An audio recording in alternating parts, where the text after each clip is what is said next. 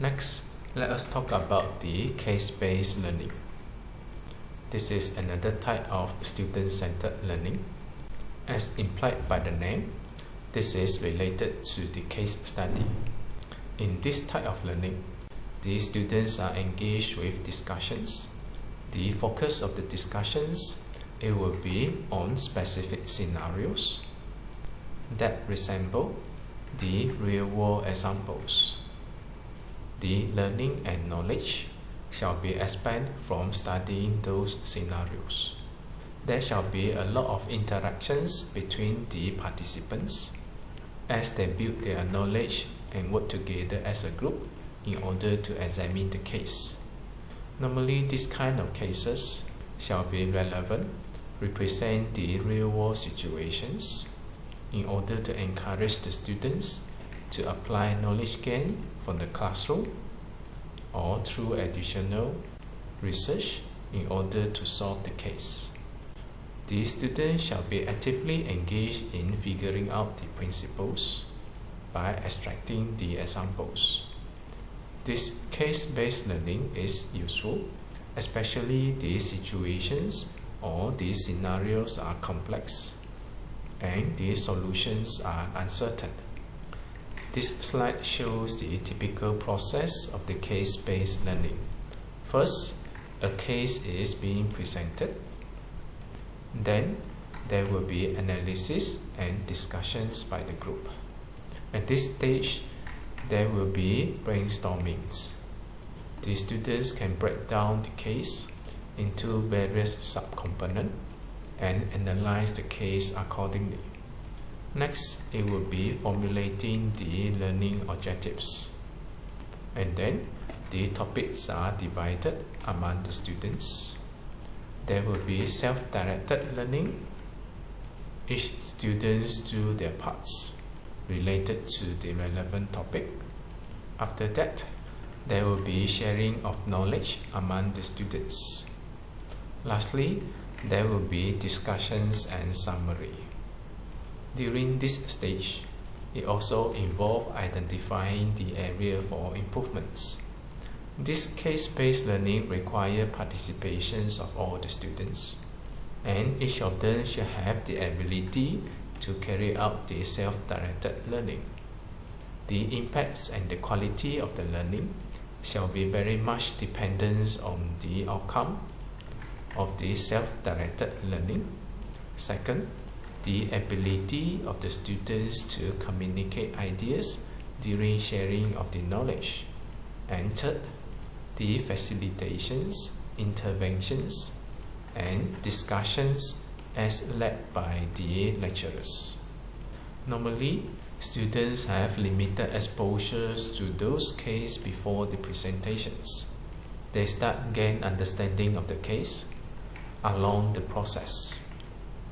And when the case is too complex and too big, the case should be systematically and properly broken down into several topics so that the students can proceed with the self-directed learning. As far as the lecturer is concerned, the lecturer will have to do a lot of preparations to have a thorough understanding of the case. The lecturer may need to guide the students and help the students to analyze and formulating the learning objectives. The entire thing needs to be well planned in order to guarantee the quality of learning by the students. Now, through the entire process here, the lecturers will have to pay attention and facilitate the discussions among the students. It is especially helping the students to communicate their ideas during sharing of the knowledge. The lecturer will have to ensure that whatever learned by the students during the self-directed learning are being effectively communicated and understood by the other persons in the class. After that, there shall be summary and reflections of the case in order to cover whatever is not being covered by the students. That will give a thorough understanding related to the case. One more thing that the lecturers need to do is that the case being studied is just a tool to facilitate learning. The ultimate goal and the focus is not the case. It is the principles governing the case. The case draws the attentions of the students and stimulate critical thinking. The outcome of the learning, it will be the principles and the knowledge as extracted from the case that can be applied in some other cases in the future. Not only that, it is the critical thinking skills that is more important out of this case study, and then ability to carry out self-directed learning, which involve searching for informations, sorting of the informations, and communicating the informations. The case-based learning can be a good tool to facilitate the discussions in the class, just that it requires time for the students to carry out their self-directed learning and also to present their findings. It is also possible that the students sometimes deviated from the focus of the discussions. This will require the interventions by the lecturer to bring back the focus of the discussions. Now, as for the case here, some lecturer may have difficulty creating those cases, or even though the lecturer are aware of the relevant case, very often when there are limited informations and exposure, the case may not be well delivered and discussed. One of the ways to overcome this is by searching for the research papers or journals papers. There are research articles of case study of the relevant field. Normally, those cases has been well studied, systematically analyzed, and discussed in depth. The lecturer can take those as the basis, and if necessary, the lecturer can add in some additional informations so that it's skewed more towards the intended learning objectives in order to ensure the quality of the learning by the students. In order to have this case-based learning, preparations are required among the lecturers for a thorough understanding before the case are presented and put into the discussions. Next, let us talk about the inquiry-based learning.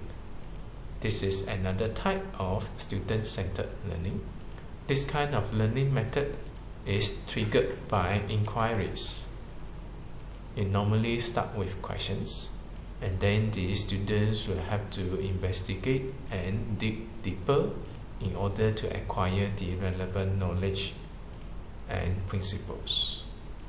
This learning process engages the students to make real-world connections through explorations and high-level questionings. This can also be a good tool to stimulate critical thinking skills. Normally, it starts with questions, and the students are guided through designing methods and methodology in order to answer those questions. And then investigation shall be carried out. Whatever the outcomes and the data, the students will have to interpret those and come to the conclusions in answering those questions. Through inquiry, the students actively discover information to support their investigations.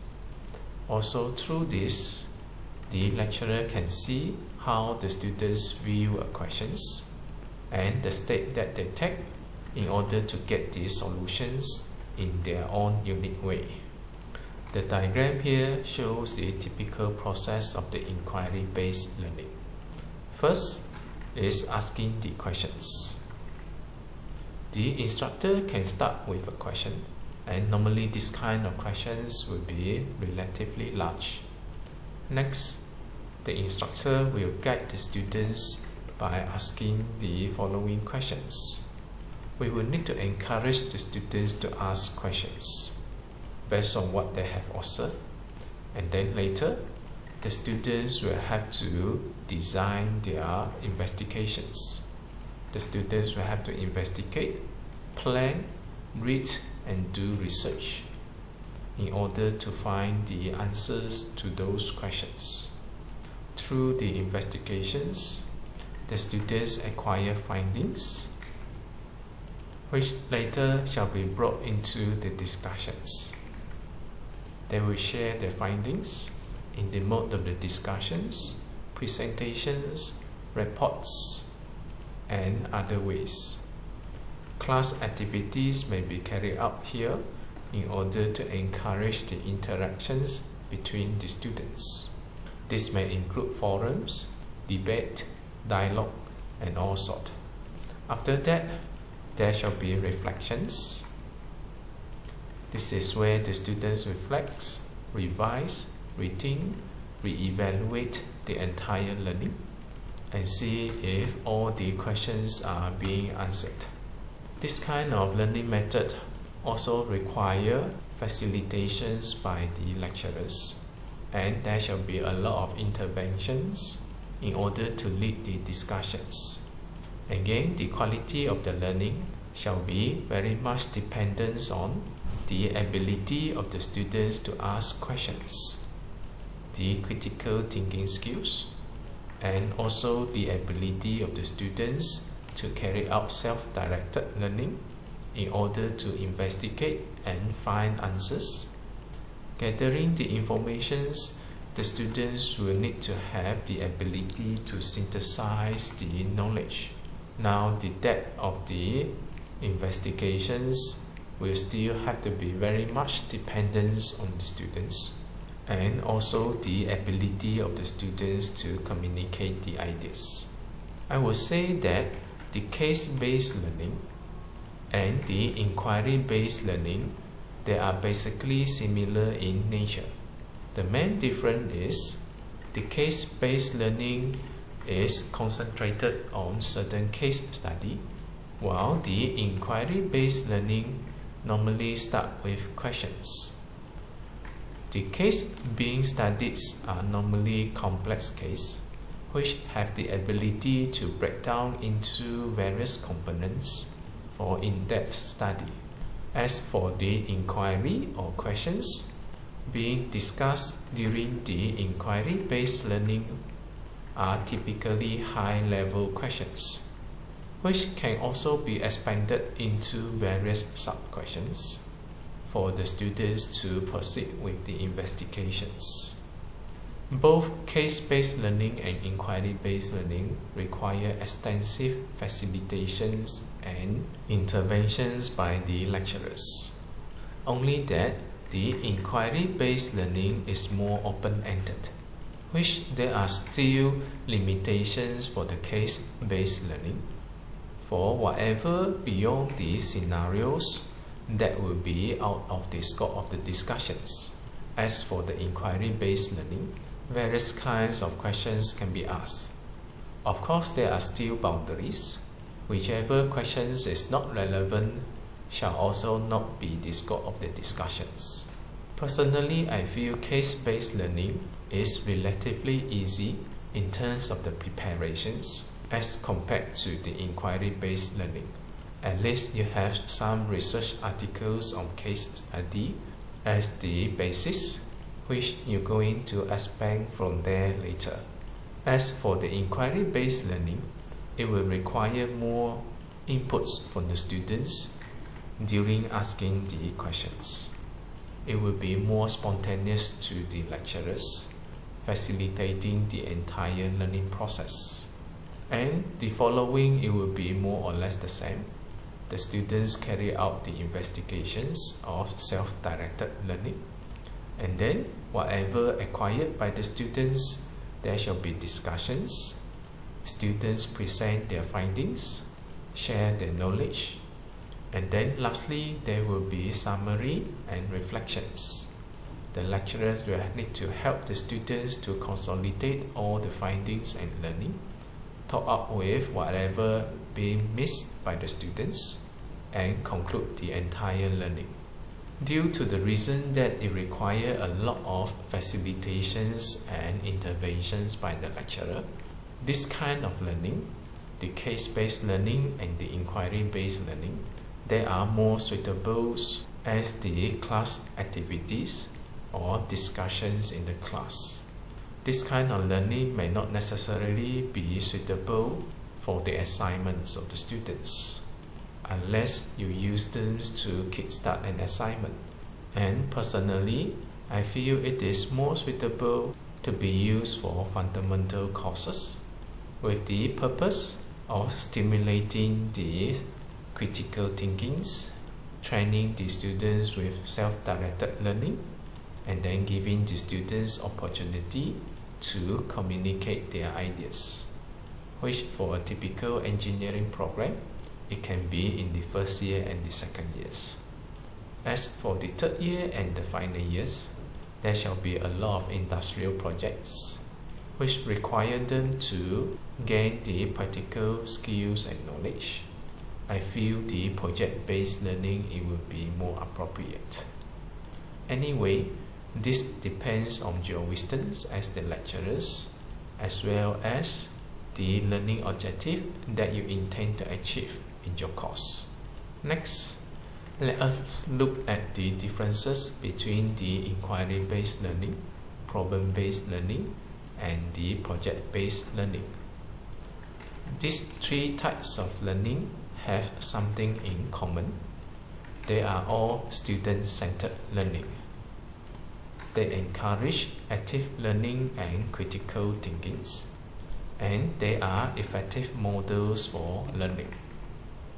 What is unique to the inquiry-based learning is that it begins with an essential questions and focus on the process of discovery. As for the problem-based learning, students are to resolve the real-world problems, and they will need to apply the knowledge and skills to develop viable solutions to the problem. While for the project-based learning, the students are given a project and they're supposed to work out the solutions custom-made to the projects. There are some common characteristics among these three types of learning. Both inquiry-based learning and the problem-based learning offer students interesting problems to consider. As for the problem-based learning and the project-based learning, the students will have to develop solutions for the problems or the project. And then at the same time, the inquiry-based learning and the project-based learning emphasizes on the process and not just knowledge. Now, if your interest is to have the student-centered learning, in order to stimulate the critical thinking skills among the students, you can choose any of them. You can have them in sequence, starting from the simpler one, where students are being exposed to a more simplified versions of the learning model, and then entering into something which is more complex at the later stage. With that, you can start with inquiry-based learning, and then followed by the problem-based learning, and finally to the project-based learning. The inquiry-based learning helps the students to learn and discover for answers for the questions. This prepares the students with the skills of analyzing a problem. Also, during the process, the students will have to work out the solutions in order to answer the questions, which the relevant skills and methods can also be applied in solving the problems. And then the problem-based learning can serve as the preparations for the project-based learning. Normally, the projects are at the higher levels, which can be further break down into various problems to be resolved. Now, having the ability to solve problems as learned from the problem-based learning, the relevant skills may be adopted in solving the sub-problems for the project-based learning. This provides students a more thorough training in terms of the active learning and critical thinking.